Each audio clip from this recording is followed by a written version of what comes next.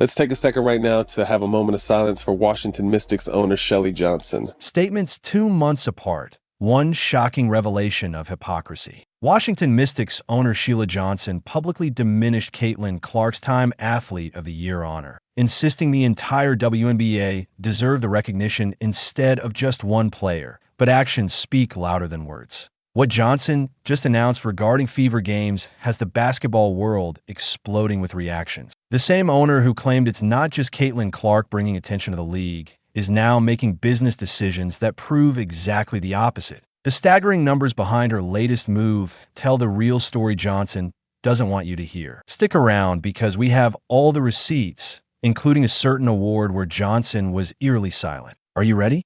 Let's go. Remember when a WNBA owner came out swinging against the most electrifying thing to happen to the league in years? That's exactly what went down when Washington Mystics owner Sheila Johnson decided to publicly criticize Caitlin Clark's Time Athlete of the Year honor during a CNN interview. Let's get into what Johnson actually said, because her words reveal something pretty telling. Johnson argued that instead of honoring Clark individually, Time should have recognized the entire WNBA. Think about that logic for a second. An individual achievement award meant to celebrate one standout performer should have somehow been divided up among more than 100 players. This statement raises an interesting question. Was Johnson genuinely concerned about team morale, or was something else driving these comments? But Johnson didn't stop there. She took things a step further by suggesting there was a racial component to Clark's recognition. I feel really bad because I've seen so many players of color that are equally as talented,